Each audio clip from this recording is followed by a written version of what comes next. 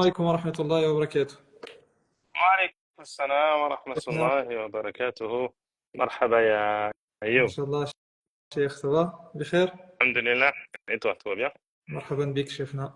Allah يبارك جزاك الله فيك. جزاك الله très خير. جزاك الله خير. heureux, Alors, très je sais heureux, pas pour très ceux heureux. qui, toi et ceux qui nous suivent, est-ce que vous m'entendez bien? Est-ce que la vidéo c'est un Moi peu je t'entends, clair?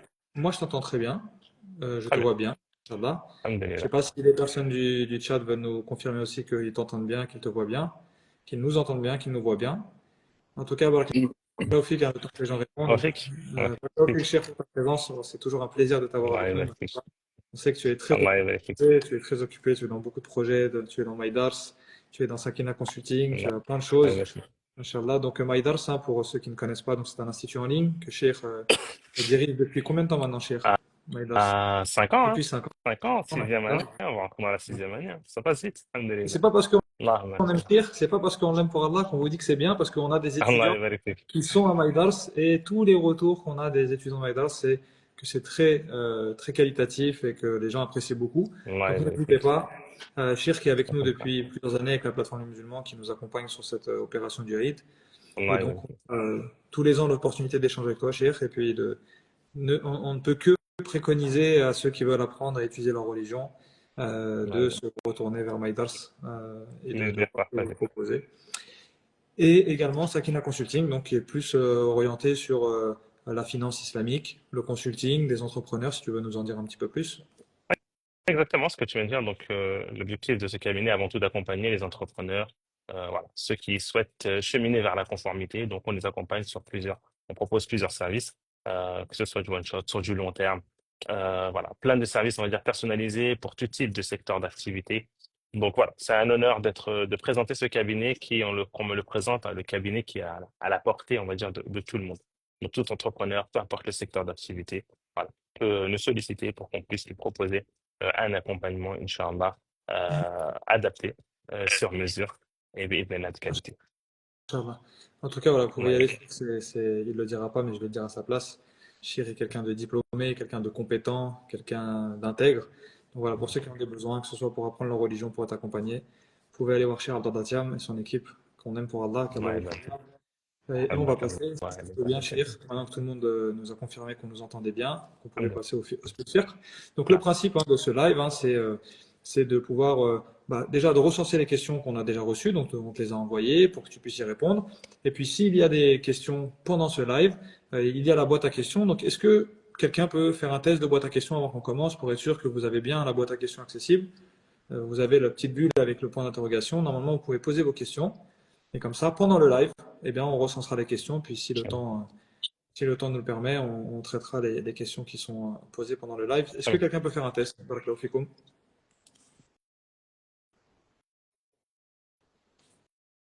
Alors, voilà, c'est bon. Mashallah. Basmati, barakallahu fik.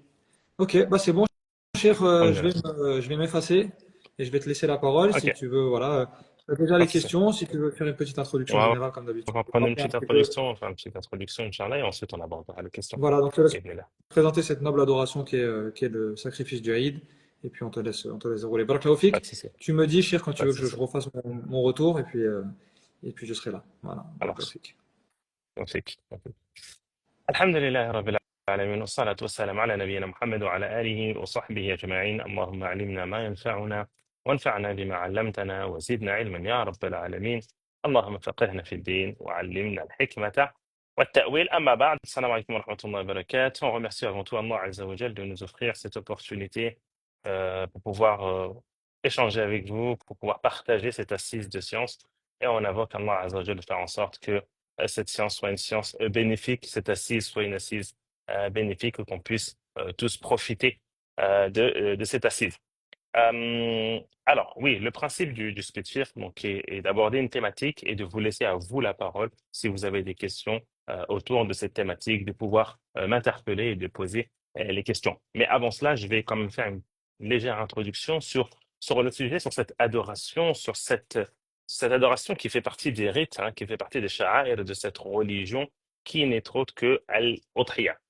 Alors, Al-Udhiyah, c'est adoration qui en soi qui consiste à égorger une bête, hein, donc égorger une bête parmi les bêtes de cheptel Yom al-Eid al-Adha, et au niveau du temps, on va voir aussi les jours qui suivent, et que cette adoration-là est avant tout dans l'objectif et dans le but de se rapprocher d'Allah Azza wa Jal.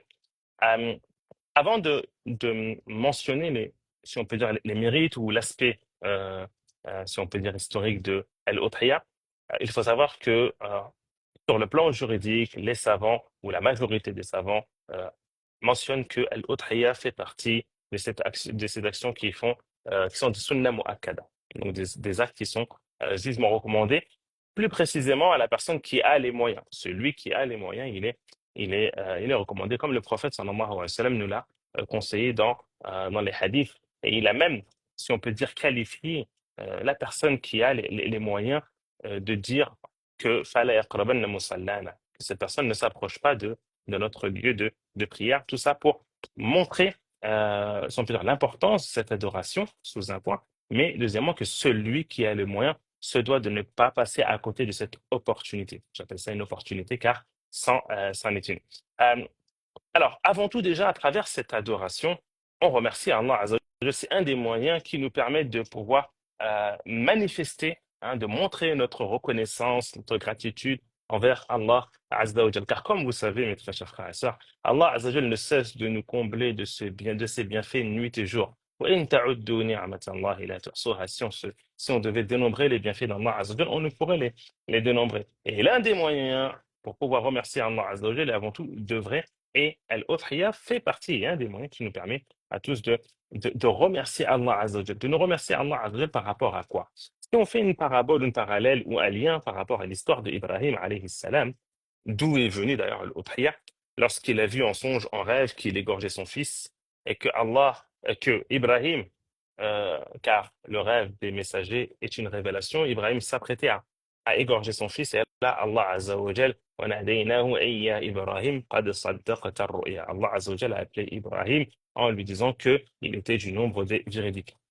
Ibrahim s'apprêtait à immoler, à égorger son fils sous l'ordre d'Allah Azza wa Jalla. Et Allah Azza wa Jalla a dit وَفَدَيْنَاهُ بِذِبْحٍ عَظِيمٍ. Allah Azza wa Jalla, en contrepartie, en compensation, a fait descendre une bête que Ibrahim alayhi salam a immolée.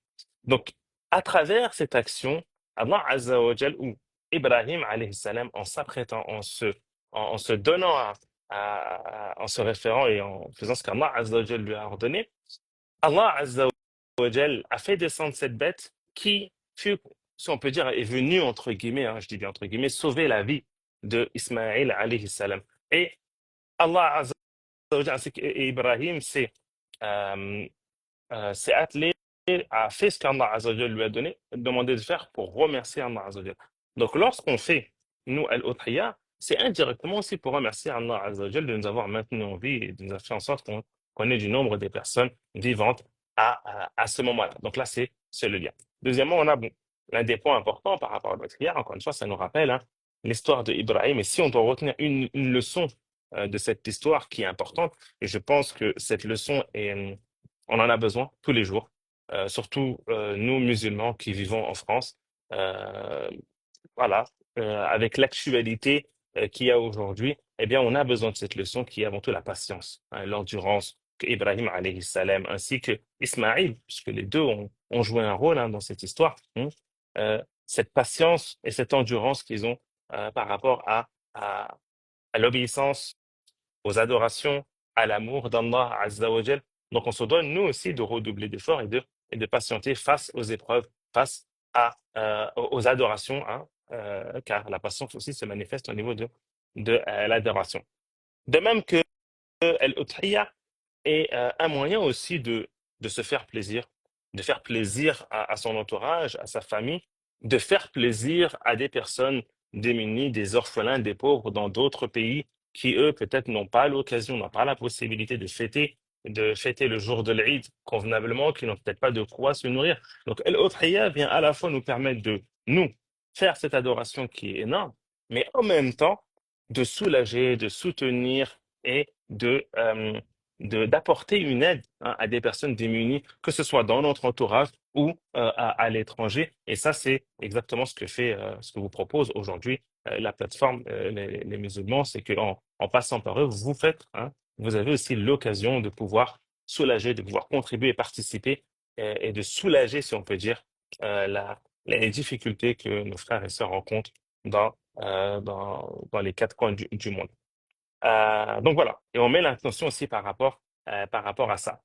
Allah Azza wa Jalla, encore une fois, a dit وَمَن يُعَظِّمْ شَعَائِرَ اللَّهِ فَإِنَّهَا مِن تَقْوَى الْقُلُوبِ. Allah Azza wa Jalla nous dit que celui qui va avoir cette sacralité, qui va vénérer les, les, euh, les rites ou les injonctions d'Allah Azza wa Jalla, que cela fait partie de la piété. Et parmi les rites qu'on trouve durant le Hajj, on a ce qu'on appelle l'Udhiyah. Hein. Durant le Hajj, quand je dis durant le Hajj, soit durant le Hajj ou bien durant cette période du Hajj, on a al-Udhiyah, on a aussi le Hajj, hein. On a al-Udhiyah. Donc, et ça, c'est l'un des mérites en soi, hein, qui est mis en avant, puisque les savants rappellent que tous les hadiths qui ont été rapportés par rapport à l'Udhiyah, qui mentionnent un mérite bien précis, que ces hadiths-là ne sont pas fiables.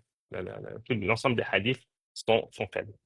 Euh, alors, sur l'aspect technique, on aura l'occasion aussi lorsqu'on répond à les questions, mais avant tout dans les conditions, hein, donc je vais passer de manière rapide, hein, je vais résumer ces aspects-là, que l'Udhiyah est uniquement valide s'il s'agit des bêtes de cheptel, donc les camélidés, les bovins, les ovins. On peut aussi, aussi utiliser les caprins, donc les chèvres, que elles atteignent une âge bien précise. Donc ça encore, ce sera voilà, à vous de vous assurer de cela s'il s'avère que vous faites directement Al-Udhiyah, ou bien si vous passez par une plateforme, eh bien la plateforme devra s'assurer que toutes les bêtes ont bien atteint l'âge qui est demandé. Et s'il s'agit des ovins, eh bien on va demander que ce soit 6 mois, 6 mois révolus. Si c'est les bovins, ça va être 2 ans. Et si c'est les camélidés, bon, c'est très très rare, hein, les camélidés. On pourra poser la question d'ailleurs à Ayoub, voir s'ils ont parmi les bêtes qu'ils ont, est-ce qu'ils ont des camélidés? C'est très très rare. Là, les camélidés, ça va être 5 ans. Bien sûr, il faut que ces bêtes-là soient conformes, qu'elles n'aient pas de défauts, puisque, encore une fois, c'est une adoration. Notre prière est une adoration. Qu'on le fasse nous-mêmes ou bien qu'on mandate une personne ou une plateforme, ça reste une adoration. Et qui dit en soi adoration, doit dire qu'on se doit, nous, de donner ce qu'il y a de bon. Allah Azza wa Jalla, il est bon, il accepte uniquement ce qui est bon. Allah Azza wa Jalla a mentionné aussi dans Surat al-Baqarah, en disant وَلَا تَيَمَّمُوا الْخَبِيثَ مِنْهُ تُنْفِقُونَ. Ne cherchez pas à prendre ce qui est vil, hein, que ce soit en nourriture ou autre, afin de le donner en sadaqa. Non, on se doit, nous, lorsqu'on veut donner en sadaqa, on se doit, nous, lorsqu'on fait une adoration, eh bien, de sélectionner, de choisir eh bien, quelque chose qui est une bête qui est de qualité et qui n'a pas de défaut. Je ne dis pas, là, j'ai une bête qui a un défaut, donc je vais m'en débarrasser pour l'autre. Non, on se doit de choisir une bête qui est bien portante. C'est pour ça que le Nabi, sallallahu alayhi wa sallam, hein, l'Udhiyah, il a fait quoi? Kabshayni, Aqranayni, Saminayn. Hein, qu'il a fait deux caps qui étaient bien portantes, Saminayn. Hein, et dans une version, Thaminayn, avec le sa. Hein, la famine de Estaman, que c'est deux bêtes qui ont de la valeur. D'accord? Et certains savants essaient de faire le lien entre les deux en disant que si la personne a la possibilité de choisir une bête bien portante et une bête en même temps qui a une valeur, hein, eh bien, s'il a les moyens, cela est recommandé. Donc voilà, on va éviter on va pas, comme le Nabi sallallahu alayhi wa sallam, a évité l'animal qui est borgne, celle qui a une maladie, hein, qui a une maladie qui se manifeste de manière claire, celui qui va boiter, mais d'une manière évidente, de manière à ce qu'il n'arrive pas à suivre le troupeau, ou bien celle qui est très maigre. D'accord? Donc, l'Udhiyah, encore une fois, on doit respecter un temps. D'accord? L'Udhiyah, ça ne se fait pas avant la prière de l'Aïd et ça ne se fait pas après la fin des 3 jours qui suivent le jour de l'Aïd. La majorité des savants disent que ça commence à partir du Yom l'Aïd, après avoir fait la prière, et que ça se termine au bout du deuxième jour après l'Aïd. D'accord? Du deuxième jour. Donc, on a le jour de l'Aïd qui est le 10e jour de Dhul Hijjah. Je ne sais pas que ça correspondra à quoi cette année. Une fois que l'Aïd est passé, on fait suivre de 2 jours. Ça, c'est l'avis majoritaire des savants. D'accord? Et nombreux sont des savants contemporains qui, eux, vont ajouter le troisième jour et dire qu'on a la possibilité aussi, durant le troisième jour, de immoler les bêtes. Donc, c'est important de respecter le temps, parce que si une personne va immoler une bête sans respecter le temps, ce ne sera pas considéré comme une udhiyah. D'accord? Euh, alors, parmi les recommandations, si on peut dire, à suivre, vous avez tous entendu parler du hadith de de Salama, où le Nabi sallallahu alayhi wa sallam fait référence dans ce hadith que celui qui a l'intention de faire al-Udhiyah et qu'il a vu Hilal Dhul Hijjah, donc le début du mois de Dhul Hijjah, فلا يمسن من شعره ولا أظفاره حتى يضحي, qu'il ne prend pas de ses cheveux jusqu'à ce qu'il fasse le udhiyah. D'accord? Donc, de suivre, si on peut dire, cette recommandation, d'accord, qui est, pour nombre de savants, qui n'est pas considérée comme une obligation. Ok? Donc, celui qui va prendre de ses ongles par oubli, hein, par ignorance, n'a pas commis de péché et n'a pas de compensation à apporter. Hein. Souvent, on a cette question qui se présente, une personne qui s'est coupé les ongles ou bien qui s'est rongé les ongles ou bien une personne qui s'est coupé les cheveux par oubli, par ignorance, on dit qu'il n'y a pas de mal, il n'y a pas de compensation particulière à apporter. La personne voilà, continue garde son attention n'est pas annulée, garde son attention de faire l'udhiyah. Euh, euh, alors, en passant les sagesses qu'il y a derrière ça, pour pas trop tarder et laisser un max de temps pour les questions. Bien sûr, l'udhiyah est une adoration. Lorsqu'on dit que l'udhiyah est une adoration, évidemment, il est recommandé à ce que chaque personne la fasse soi-même. Ça, c'est à la base. C'est que toi-même, tu vas sélectionner ta bête toi-même et tu vas immoler cette bête de tes mains. C'est ce que le prophète, sallallahu alayhi wa sallam, d'ailleurs, a fait. Quand il s'agit d'une adoration, on dit toujours, la première recommandation qu'on apporte, c'est de le faire soi-même. On prie, on le fait soi, voilà, même si je ne souhaite pas faire la comparaison, mais toutes les adorations qui te concernent, tu te dois à la base de les faire toi-même. La zakat, tu la sors, t'acquittes de cette zakat toi-même.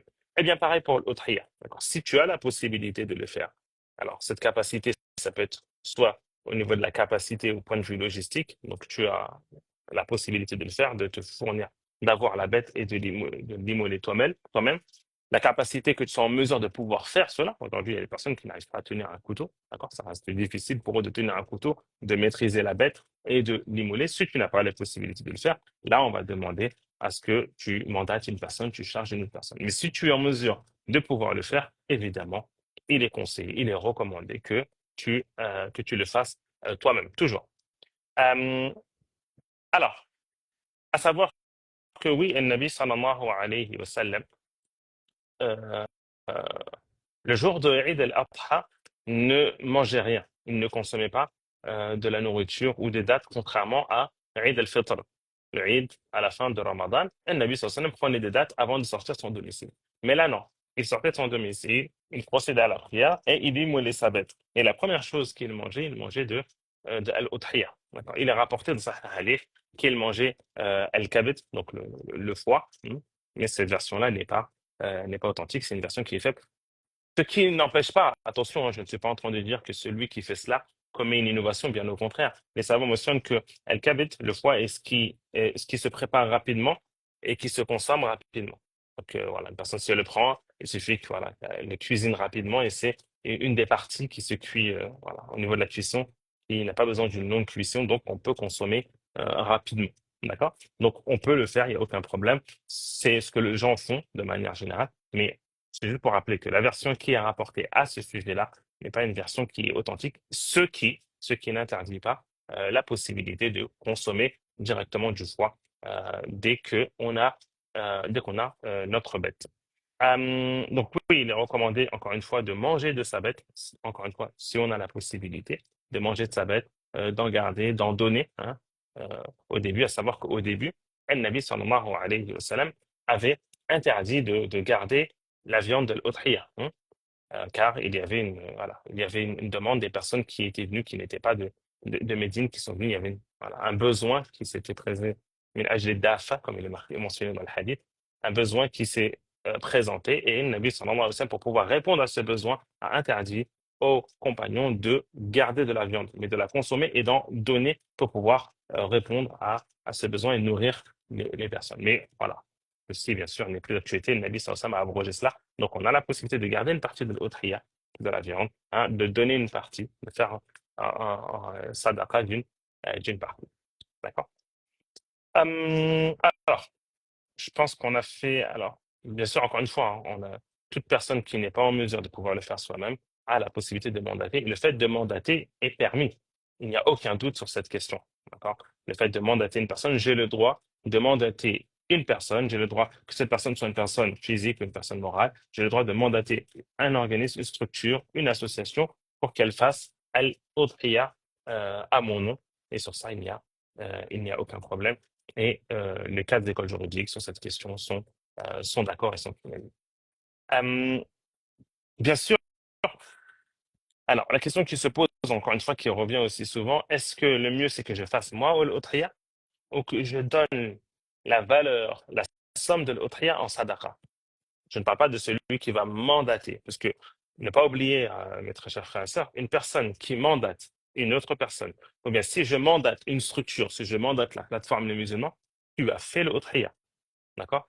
C'est comptabilisé comme si tu avais fait le Otria. C'est pas une autre personne qui l'a fait, d'accord? Contrairement à, si tu dis, OK, la valeur du mouton est de combien? 400 euros, 300 euros. Je prends cet argent et je la donne en sadaqa. Est-ce que ça, c'est mieux que de faire l'Otria? On dit non. Le mieux, c'est que tu fasses le Otria. Tu ne peux pas le faire toi-même, d'accord? Tu mandates une personne qu'elle le fasse à ta place. Ça, c'est mieux que de se dire, je ne fais pas l'Otria, je prends cette somme et je vais la donner en sadaqa à des pauvres ou voilà, à une association ou autre. Non, de faire l'Otria, c'est mieux puisqu'en fait, dans cela, tu peux revivre cette sunna et tu fais, voilà, tu es du nombre de ceux qui vont mettre en avant ce rythme et mettre en pratique cette adoration. Donc, on dit, voilà, le faire, c'est beaucoup mieux, même si en soi, on mandate. Euh, on passe aux questions. Bon, j'ai fait un peu le tour là. On va passer aux questions. Il y a Ayoub. Bismillah, Cheikh. Sinon, bien sûr, n'hésitez pas, hein, mes chers frères et sœurs, si par la suite vous avez des questions, je fais vraiment une petite introduction. Il y a peut-être des choses importantes que je n'ai pas mentionnées. Donc voilà, surtout, n'hésitez pas à poser des questions. Première question. N'est-il pas meilleur de sacrifier soi-même que de passer par procuration, même si dans ce cas, on ne donne qu'un tiers en aumône? Alors, encore une fois, on rappelle que oui, et je le dis et je le redis, si l'un d'entre vous a la possibilité de faire l'udhiya soi-même, d'aller sélectionner sa bête, de l'immoler, comme sélectionner sa bête et partir avec un ami qui, lui, va égorger à votre place, parce que vous n'avez peut-être pas, vous n'arrivez pas, vous n'êtes pas en mesure de pouvoir le faire, on dit que cela est le mieux que de mandater quelqu'un ou une structure. D'accord? Si on a la possibilité de le faire soi-même, on le fait soi-même. Maintenant, si on n'a pas la possibilité, d'accord, dans ce cas-là, on le fait par procuration, on mandate, d'accord, une personne, une structure qui le fasse pour nous. Mais on rappelle, et il est bien de le rappeler, il est bon de le rappeler, que celui qui a la possibilité de le faire soi-même, qu'il le fasse soi-même. D'accord? De le faire soi-même, même si par la suite on donne qu'un tiers en aumône, il n'y a pas de problème. On peut tout donner en aumône, hein. Il n'y a aucun problème, hein. On peut tout donner en aumône. Tu peux te dire, moi, je vais immoler moi-même ma bête. À la maison, on ne consomme pas beaucoup de viande. OK? Donc, je ne vais pas en garder, je vais tout donner en sadaqa. Il y a 12. J'immole ma bête et je fais un repas avec toute la bête sans avoir gardé de côté. Il y a 12. D'accord? Même si le mieux est d'en garder pour soi de côté. D'accord? Mais si on ne consomme pas de viande, on ne va pas te dire que tu la gardes dans le congélateur comme ça pour la garder. Comme ça. Non. Deuxième question. Dans un couple où les deux travaillent, les deux doivent-ils sacrifier? C'est une question intéressante. Si dans un couple, on a les deux qui travaillent, donc l'homme et la femme qui travaillent, est-ce que les deux doivent sacrifier? Alors, on rappelle que al-udhiya, ce qui est visé par al-udhiya, c'est le foyer. D'accord? Ce n'est pas la personne qui a des moyens. Ce n'est pas simplement une question de moyens. Car là, dans la question, on a la femme qui a une entrée d'argent, l'homme qui a une autre entrée d'argent. Est-ce qu'on doit faire deux? On dit non, on n'est pas dans l'obligation de faire deux. On souhaite faire deux moutons, alhamdoulilah. Donc, rien ne va t'interdire de faire deux moutons. D'accord? Mais là, je parle en termes d'obligation. En termes d'obligation, ce qui est valide? Ce qui est valide, c'est que c'est un par foyer. Donc, si vous vivez sous le même foyer, je répète, si vous vivez sous le même foyer, parce qu'il est possible qu'on ait des couples qui sont mariés qui ne vivent pas sous le même foyer, peut-être l'homme vit avec ses enfants, la femme avec ses enfants, dans deux foyers différents, donc là, c'est un statut qui est différent. Mais si vous vivez dans le même foyer, sous le même toit, eh bien là, on dit une seule bête suffit. D'accord? Une seule bête suffit. L'homme va se charger de cela et va faire al-udhiya. D'accord? Si maintenant la femme se dit, voilà, moi aussi j'ai les moyens, je souhaite faire en plus une autre IA, ou bien au lieu de prendre une bête, on va en prendre deux, on va en prendre trois, on va en prendre quatre, il n'y a aucun problème. Cela est possible et il est évident que plus la personne va prendre de bêtes et plus la récompense, bi'idhnillah, hein, par rapport à ça, sera énorme puisque les personnes qui vont bénéficier de cela seront beaucoup plus nombreux. Troisième question. Peut-on envoyer l'argent dans un autre pays pour qu'on sacrifie à notre place? Et si on ne mange pas la viande, est-ce un problème? Alors, est-ce qu'on peut envoyer l'argent dans un autre pays? Oui. On rappelle encore une fois, celui qui n'a pas la possibilité peut mandater. Donc, on peut envoyer l'argent dans un autre pays pour qu'on sacrifie à notre place. C'est bien sacrifier à notre place. Encore une fois, je rappelle, c'est important ça. Si tu ne peux pas le faire dans l'endroit où tu es, fais en sorte que tu aies une procuration ou bien mandate une personne. Tu mandates une personne du pays ou bien la plateforme ou la plateforme des musulmans et ils font à ton nom. Ceci est meilleur que de se dire, eh bien tiens, j'ai une personne qui n'a pas le moyen de faire l'autriya, je vais lui donner l'argent à lui pour que lui fasse l'autriya. Il y a une différence entre les deux. D'accord? Le premier cas, c'est j'envoie de l'argent à Mohamed. Je dis Mohamed, fais l'autriya pour moi, à mon nom. Donc quand tu immoles la bête, c'est pour moi. Je mets l'intention que c'est pour moi. D'accord? Ça, il n'y a aucun mal, on peut le faire. Maintenant, Mohamed est une personne qui est dans le besoin, qui n'a pas de quoi faire l'autriya. Moi, je ne peux pas faire l'autriya. Je lui envoie de l'argent et je lui dis, tiens, toi, fais l'autriya pour toi. Ça, on dit non. Enfin, on dit non. On dit que la personne, en faisant cela, elle passe à côté d'une opportunité qui est énorme. Fais l'autriya donc pour toi. Là, c'est la personne qui, elle, n'a pas les moyens, qui n'a pas, voilà, n'a pas les moyens de faire l'autriya, c'est pas une obligation pour elle. Mais toi, si tu as les moyens, fais-le. Sachant que oui, il y a des avis de certains savants qui disent que celui qui a les moyens, c'est une obligation. Cet avis est présent, hein, que c'est une obligation. Donc, on dit, fais-le, mandate cette personne, mandate une plateforme, mandate une association qui le fait à ta place. D'accord? Donc, on peut envoyer, même si on ne mange pas de la viande, puisque ce n'est pas une obligation. D'accord? Ce n'est pas c'est recommandé, oui, de manger, de consommer de sa viande, évidemment. Mais ce n'est pas une obligation. Quatrième question. Est-il vrai que le prophète ne mangeait rien avant de manger le foie du mouton le jour de l'Aïd? Donc, comme je vous ai dit, hein, encore une fois, euh, ça, c'est un hadith qui a été rapporté, un hadith le hadith voilà, authentique par rapport à ça, le hadith de Bouraïda, où qui mentionne que le Nabi, sallallahu alayhi wa sallam, lorsqu'il sortait le jour de l'Aïd al-Fitr, il ne sortait pas avant de consommer, avant de manger, et le jour de Eid al-Adha, d'accord, il sortait et il ne mangeait que lorsqu'il terminait la prière, d'accord. Donc ça a été rapporté. Encore une fois, euh, qu'est-ce que je veux dire? Euh, oui, le hadith qui est rapporté par rapport à le foie, encore une fois, n'est pas, voilà, n'est pas un hadith qui en soi qui est faible, mais voilà, il n'y a aucun problème de le faire. C'est quelque chose qui est fait, qui est pratiqué par les gens de le faire, il n'y a aucun problème. C'est juste de, voilà, on- de ne pas avoir derrière cette conviction ou en penser que en faisant cela, eh bien, j'ai fait la sunna ou bien voilà, je cherche à avoir la récompense par cette action-là. Donc, le manger parce que c'est beaucoup plus simple, ça se prépare plus rapidement. Il n'y a aucun mal par rapport à ça. D'accord? Euh, non. Cinquième question. Peut-on cumuler l'intention de sa propre udhiya avec celle d'un défunt qui en profite? Alors, ça, il y a 12, oui. Oui, alors, concernant le Udhiya pour un défunt, on a le premier cas qui est le fait de faire une Udhiya que pour le défunt. D'accord? Donc, faire une Udhiya que pour les défunts. Euh, Certains savants l'interdisent, d'accord? Comme sur le Uthaymin, certains disent que c'est détestable, puisque le défunt en soi, euh, voilà, euh, comment dirais-je? Cette action-là n'est pas comptabilisée parmi les sadaqat et jariya. Ça, c'est un avis qui est mentionné. De faire l'udhiya istiqlalan, ce qu'on appelle istiqlalan, donc vraiment à part. D'accord, ça c'est déconseillé. Et personnellement, je ne vous conseille pas de le faire avant voilà, de sortir de la divergence. Par contre, faire l'udhiya et dans l'intention, mettre l'intention que c'est aussi pour la personne qui est décédée, pour telle ou telle personne, ça, il n'y a pas il n'y a pas de problème par rapport à ça. C'est permis, يجوز. Voilà, c'est permis, et là, voilà. De fin, bi'idhnillah, on recevra la récompense. D'accord? Et ça permet de faire ça, de mettre plusieurs intentions. Et le Nabi, sallallahu alayhi wa sallam, d'ailleurs, lorsqu'il a immolé, il a égorgé sa bête, la première bête qu'il a égorgée, il a dit ça, c'est pour toutes les personnes qui n'ont pas pu faire l'udhiya de ma communauté.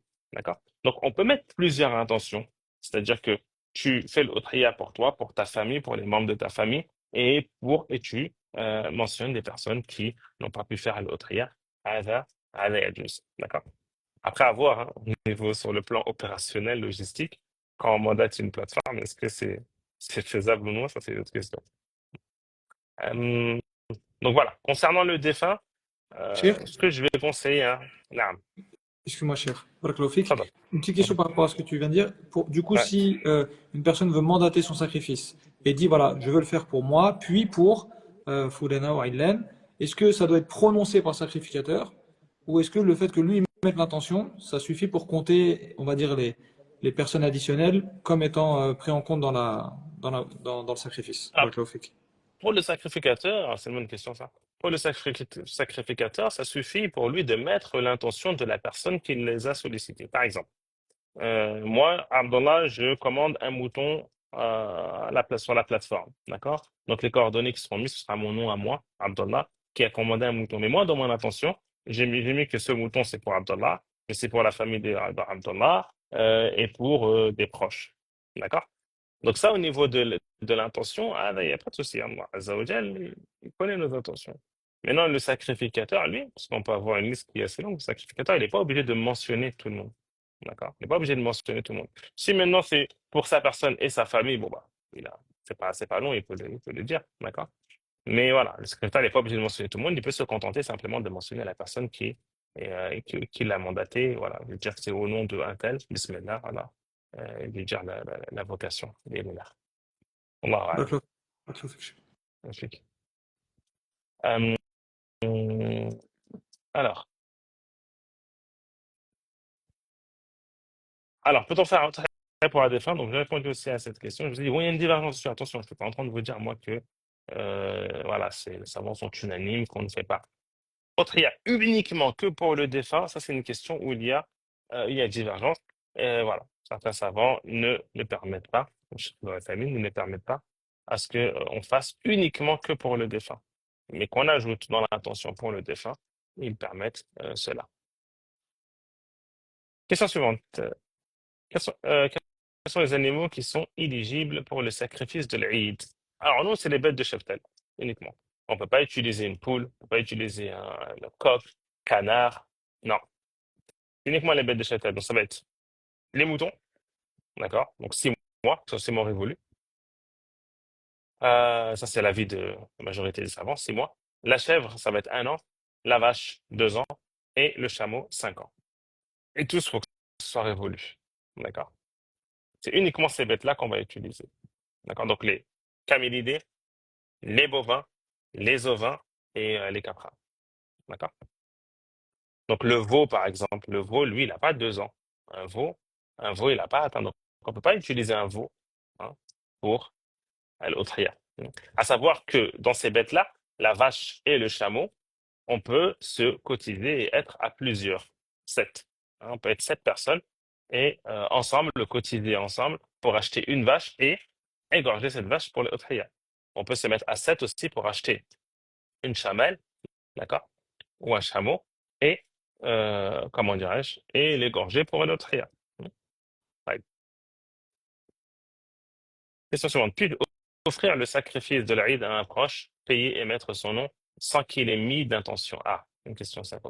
Alors, est-ce qu'on peut offrir l'Aïd à un proche? Oui, on peut l'offrir.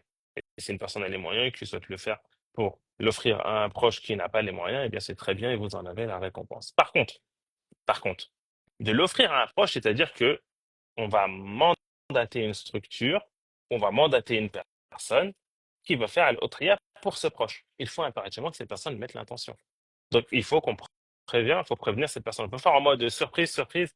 J'ai commandé pour toi un autriya, il a été égorgé hier.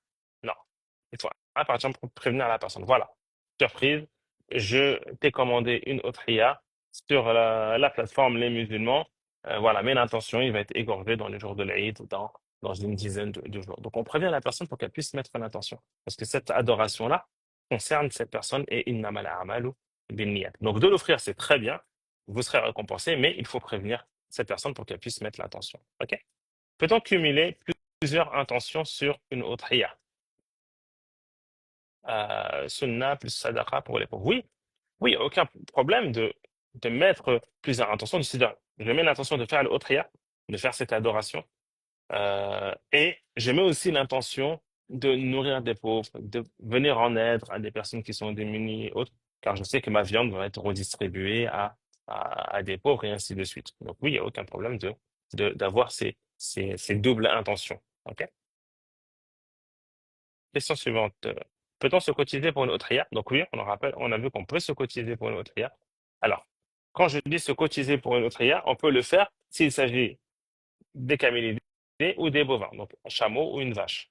Par contre, on ne peut pas cotiser pour acheter un mouton. On ne peut pas se dire, bon, on va se mettre à deux, trois pour acheter un mouton. Mouton, supposons qu'il a 400 euros, 500 euros.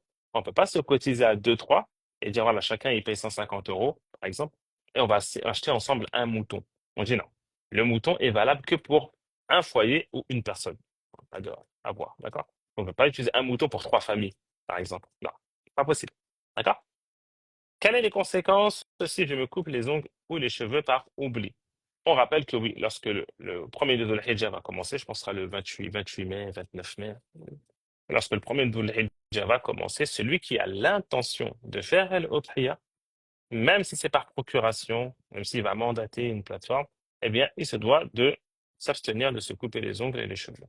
S'il se coupe les ongles ou les cheveux par oubli, eh bien, il n'y a aucun péché ni conséquence par rapport à cela. D'accord? Quelle est la formule obligatoire à prononcer lors du sacrifice? Bon, on peut dire soit Bismillah, Allahu Akbar, d'accord? Ou bien dire par exemple, Allahumma hadha minka, minka wa laka. Hein, Allahumma taqabbal minna. Hein. Allahumma hadha minka wa laka, Allahumma taqabbal minna. D'accord. Et ça, c'est pas. Alors, ça, c'est le sacrificateur hein, qui va prononcer cela. Toi, si tu procèdes par procuration, que tu mandates une structure, tu ne vas pas dire cette invocation-là. Toi, tu mets juste l'intention. Tout simple. Tu n'as pas de formulation, tu n'as pas d'invocation à dire. Tu mets juste l'intention. Eux, ils vont se charger de faire cela. Voilà, ils vont dire là, Bismillah, Allah Akbar, et ils vont égorger la bête. D'accord? Question suivante. Je suis une femme divorcée. Mon ex-époux a prévu la outria pour nos enfants. Puis-je faire une seconde outria en les incluant dans l'intention? Oui. Oui, il n'y a aucun problème. Il n'y a aucun problème, on peut faire une seconde udhiyah et de mettre l'intention que c'est aussi pour les enfants. Ça, il n'y a aucun, voilà, il n'y a pas de contradiction en soi. C'est pas parce que le mari, l'ex-mari, excusez-moi, pas parce que l'ex-mari, lui, va faire l'udhiyah, va aussi comptabiliser les enfants que vous ne pouvez pas le faire. Vous pouvez aussi le faire, il n'y a aucun problème par rapport à ça. Est-il préférable d'attendre le premier Dhul Hijjah pour décider de faire le sacrifice? Alors, non, on n'est pas obligé de, comment dire, on n'est pas obligé d'attendre la dernière minute pour se dire, ouais, si tu as l'intention maintenant de le faire et que tu souhaites même dès maintenant, tu peux dès à présent. Hein. Il faut pas, on n'est pas obligé d'attendre le premier de Dhul Hijjah pour pouvoir lancer les procédures. Hein. Dès à présent, après le live, tu peux aller, par exemple, te rendre directement sur la plateforme et commander ton mouton. Il n'y a aucun problème. Pourquoi? Pourquoi? Parce que là, c'est une procuration que tu fais. Tu vas mandater, toi. Là, tu vas mandater la plateforme, les musulmans, voilà, d'immoler pour toi une bête. Eux, au moment venu, d'accord, la période, durant le temps, donc du jour de l'Aïd jusqu'au troisième jour, l'Ayyam et durant cette période-là, eux, ils vont se charger de égorger la bête. Donc, on peut les mandater dès maintenant, il n'y a aucun problème par rapport à ça, on n'est pas obligé d'attendre. D'accord? Et une fois que le premier Dhul Hijjah entre et que nous, on a déjà l'intention de faire, même si je n'ai pas encore, c'est-à-dire, si l'un d'entre nous, par exemple, attend de recevoir son salaire, par exemple, qui va tomber dans quelques jours, il attend par exemple la fin du mois, le 29 mai. Le 29 mai, ça va être le 2 de Dhul Hijjah. D'accord? Ça va être le 2 ou peut-être le 3, il attend. Ou bien il reçoit son salaire le premier ou le 2 du mois. Il se dit, moi, j'attends mon salaire. OK. Tu attends ton salaire, mais le 28 mai, on entre déjà dans le premier de Dhul Hijjah. Toi, tu as l'intention de faire l'Udhiyah. Tu attends juste ton salaire. Tu as l'intention de faire l'Udhiyah. Eh bien, dès le 28 mai, si c'est le premier du Dhul Hijjah, tu t'abstiens de te couper les ongles et les cheveux. Parce que tu as l'intention de faire l'Udhiyah cette année. D'accord? Et puis après, voilà, une fois que tu reçois ton salaire, tu commandes ton mouton, ou bien voilà, tu mets de côté l'argent si tu souhaites le faire toi-même. Mais en termes voilà, si tu as l'intention, là, toi, tu as l'intention de le faire, donc tu vas t'abstenir de te couper les cheveux et les ongles. J'ai fait le tour, Ayoub, des premières questions qui sont Oui, venues. Je ne sais pas s'il y a d'autres questions qui sont Tawfiq, arrivées entre-temps, surtout n'hésite pas. Tawfiq, Ouais. oui, il y a quelques questions qui sont arrivées pendant le live, je me permets de te les soumettre, Inch'Allah. Ouais. Donc, comment ça se passe si le pays dans lequel on a délégué fête l'Aïd un jour après ou un jour avant nous? Alors, alors, bon, s'il le fait un jour avant nous, là, bien sûr, on va demander, nous, hein, euh, si vous avez fait une procuration, que vous avez mandaté une plateforme, on va sensibiliser cette plateforme en disant de bien prendre en compte cela. D'accord? Donc, supposons, on va dire, la plateforme, les musulmans prennent en compte cela. Si dans le pays où vous allez mandater, où vous allez garder vos bêtes, d'accord, ils le font un jour avant, les gens la plupart des gens qui ont commandé, par exemple, les moutons sont tous de France et qu'en France, ils le font plus maintenant, l'idéal, ce serait d'attendre. D'accord? De ne pas commencer directement l'idéal, hein, c'est bien l'idéal.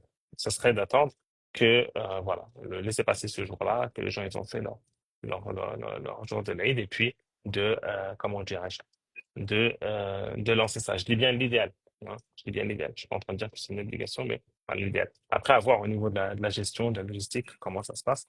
Mais, et si c'est un jour après, il n'y a pas de problème, hein. Par contre, si c'est un jour après, parce que comme je vous ai dit, on a du jour de l'Aïd jusqu'à pour nombreux des savants contemporains, la fin du troisième jour après l'Aïd. Donc, si c'est un jour après, il y a pas de souci. Barakallahu Tawfiq. Une autre question, OK. quel est le jugement d'acheter à la boucherie un mouton déjà prêt en considérant que c'est une udhiya? Bah, non, il ne faut pas oublier que l'udhiya, ce n'est pas simplement se procurer de la viande. Hein. Ce n'est pas ça. L'udhiya, c'est pas se procurer de la viande. L'udhiya, c'est avant tout, c'est un ensemble d'actions. C'est une bête qu'on a sélectionnée. C'est pour ça que mes savants ils parlent de ta'yin, de sélectionner la bête. Hein. Donc, une bête qu'on a sélectionnée, qu'on va immoler pour l'udhiya. C'est pas une bête qui a été égorgée il y a déjà 2, 3 jours et qui est en chambre froide dans une boucherie. Non, ça, c'est pas l'udhiya. D'accord? On peut voir est-ce que s'ils l'ont fait il y a 2, 3 jours, c'est sûr, c'est pas l'udhiya, parce que si je viens le jour de l'Aïd le prendre, ça sera pas valide. Mais bref, je ne peux pas venir à la boucherie et lui dire, allez, le jour de l'Aïd, donnez-moi un mouton déjà égorgé. Alors, on sort une carcasse entière d'un mouton pour dire que c'est l'autre. On dit c'est pas valide parce que cette bête, quand est-ce qu'elle a été égorgée? D'accord? Est-ce qu'elle a été égorgée pour l'invention de l'autriya? Donc voilà, ce n'est pas encore une fois l'autriya, c'est pas le fait de se procurer de la viande, mais c'est avant tout une adoration. Donc c'est une bête qu'on va sélectionner, qu'on va mettre de côté, qu'on va définir que ça, ces bêtes-là, c'est pour l'autriya, voilà, qu'on va mentionner le nom de la personne, qu'on va égorger, mettre l'intention. Donc ça, c'est une autriya. Voilà. Barakallahu Tawfiq. Une dernière question qui comporte deux questions, c'est les membres du foyer peuvent-ils se cotiser pour le sacrifice? Là, on parle bien des membres du foyer, c'est-à-dire par exemple un père, son épouse veut cotiser, les enfants veulent cotiser. Première question, est-ce qu'ils peuvent le faire pour un mouton? Parce qu'on avait dit que pour des bœufs ou des chameaux, c'est 7 personnes, donc on sait que c'est autorisé. Mais là, pour une bête qui normalement doit être financée par une seule personne, est-ce que les membres d'un foyer peuvent se cotiser? Et du coup, une sous-question, c'est qu'est-ce qui est considéré comme étant un foyer euh, selon la législation? Non. Donc oui, oui, des personnes du même foyer. Donc on a le père, on va avoir les enfants, d'accord? Et le père qui n'a peut-être pas les moyens, les enfants qui vont venir aider le père, hein, pour acheter un mouton, ah, là, juste. Ça c'est permis, il n'y a aucun problème par rapport à cela. Une petite parenthèse, hein, certains même savants disent, c'est la parole de l'imam Ahmed, qu'il est recommandé d'emprunter pour faire le otria. Encore une fois, si bien sûr ce prêt ne va pas alourdir, hein, alourdir la personne ou bien la mettre dans une situation délicate. Ils disent qu'il est recommandé, c'est pas les fonds, il est même recommandé, il dit recommandé, hein, conseillé de emprunter de l'argent pour faire el-Udhiya. D'accord? C'est la parole de l'imam par rapport à ça. Donc, pour montrer encore une fois l'importance de cette adoration. Donc, oui, ils peuvent se cotiser, les membres du même foyer, pour acheter une Udhiya. Ensuite, c'est quoi un foyer? Eh bien, c'est les personnes qui vivent sous le même toit. D'accord? Ça va être une famille qui vit sur le même toit. C'est pour ça que je disais que si supposons qu'on a les parents qui, eux, vivent à Paris. D'accord? On a les parents qui sont à Paris. On a les enfants. Les parents, ils ont 3 enfants. Et chaque enfant, il a son appartement. D'accord? Ils ne vivent pas chez les parents. Mais là, on a 4 foyers. D'accord? Les parents ça va être un foyer. On a le premier enfant qui a son appartement, ce sera un autre foyer. Le deuxième enfant qui a son appartement sera un foyer. Et le troisième enfant. Donc là, pour cette famille-là, on leur dit, c'est 4 moutons. Ils ont les moyens. Encore une fois, ça va être 4 moutons. Donc, le foyer, ça va être là où, voilà, les personnes qui vivent sous le même toit. Voilà. Donc, là, au fait, cher, Jazakallah khair. Bah, c'est bon, on a répondu à toutes les Ouais, questions, je crois. alhamdulillah. Il y en a une Alhamdulillah. qui vient d'arriver.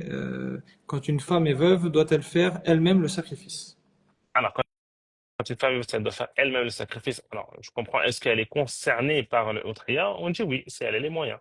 Oui, si elle a les moyens, elle le fait. Si elle a la possibilité de le faire. Si elle a la possibilité de le faire elle-même et d'égorger elle-même, à savoir que c'est sahih. Une femme a le droit d'égorger une bête de l'Outria et c'est valide. Hein. D'accord? Si elle arrive à le faire. Mais elle peut, oui, aucun problème, elle peut mandater quelqu'un pour faire le Outria pour elle. Et si elle a les moyens, on va lui demander de le faire. D'accord? Si elle a les moyens et qu'elle vit seule dans le foyer. Maintenant, si elle est veuve et que, par exemple, elle est retournée chez ses parents et qu'elle habite avec ses parents, d'accord, eh bien, c'est, voilà. Dans le foyer, on va demander, ce sera un mouton pour ce foyer-là. Si les parents le font, alhamdoulilah. C'est très clair, Barakallahu fik, cher. Bah voilà, on a fait le tour de toutes les Alhamdoulilah. questions. Barakallahu Alhamdoulilah. fik, Jazakallah khair. Toujours Tawfiq. un plaisir Tawfiq. de t'entendre et d'apprendre de ta part, cher. Allah Merci يبارك pour ta فيك. جزاك الله. présence. الله Merci à يبارك فيك. tous qui avaient participé à ce live. Je vous ai mis donc dans les commentaires le site mytars.net pour pouvoir aller apprendre votre religion avec Cher et son équipe, tous doctorants, hein, majoritairement de Al-Qura, donc l'université de la Mecque. C'est bien ça, Cher, hein, نعم. majoritairement. Voilà. نعم. Et également, je vous ai mis Sakina Consulting pour les entrepreneurs qui nous écouteraient, qui voudraient avoir des informations et de l'accompagnement sur la finance éthique. Et je vous ai également mis le site lesmusulmans.fr/aid pour pouvoir réserver dès maintenant votre sacrifice. Donc j'en profite pour vous rappeler que la quantité est limitée, puisque la plateforme des musulmans limite la quantité pour ne pas se retrouver en surcharge et pouvoir honorer ce sacrifice en toute conformité, parce que comme l'a dit Shir, Hafidallah, c'est une adoration. Et donc c'est intéressant, c'est très important de prendre ça au sérieux et de mettre tous les moyens nécessaires pour que ce soit fait conformément et avec éthique, Inch'Allah ta'ala. Voilà, il y a une question qui الله vient d'arriver. يبارك فيك. Est-ce que l'on peut utiliser l'occasion de l'Aïd pour sacrifier le mouton pour les enfants? Oui, on l'a déjà dit. On peut. Pardon, cher, j'ai répondu. Voilà, les enfants sont inclus dans le foyer. Donc, الله يبارك. نعم. voilà, نعم. barakallahu fikoum, cher. وفيكم. Qu'Allah آمين. te préserve toi et ta famille et nous permet de وآمين آمين profiter يا tous. encore longtemps. Et je vous آمين remercie à آمين tous يا qui رب. avez suivi ce live. Le إن replay sera disponible, comme d'habitude. شاء الله. Puis voilà, à très الله vite. يبارك. Hafidakumullah. Je te laisse الله clôturer, يبارك. cher. Alors, ben, Philippe, moi, je vous remercie tous hein, d'avoir suivi. Je vous invite vivement tous, si vous n'avez pas la possibilité de le faire vous-même, voilà, après le live directement, de vous rendre sur la plateforme des musulmans et de commander directement votre mouton, alhamdoulilah. Ils font un travail qui est très très bien. J'ai pu échanger avec le Fayoum sur la méthode et les procédés. Et alhamdoulilah. Voilà. Donc, si vous n'avez pas la possibilité de le faire vous-même, je vous conseille vivement, voilà, de mandater la plateforme, de vous rendre sur la plateforme et de commander votre mouton, d'en parler à vos proches aussi. Hein. Ad-dal ala al-khayr kafa'ilihi. Donc celui qui montre le bien, c'est comme celui qui le fait. Donc vous aurez aussi la récompense. Donc parlez-en à vos proches, à votre entourage. Et puis qu'Allah Azza wa Jalla nous permet tous de pouvoir vivre ce moment et de faire revivre la sunna qui a été légiférée par notre prophète Ibrahim alayhi salam. C'est fait un plaisir d'être avec vous. Qu'Allah Azza wa Jalla vous préserve tous. Met la baraka dans vos biens, dans vos proches et nous permet tous de pouvoir faire le Udhiya cette année, Inch'Allah. والله أعلم صلى الله على نبينا محمد وعلى آله وصحبه أجمعين سبحان ربك رب العزة عما يصفون وسلام على المرسلين الحمد لله رب العالمين السلام عليكم ورحمة الله Alaykoum وبركاته. salam wa rahmatullahi wa barakatuh.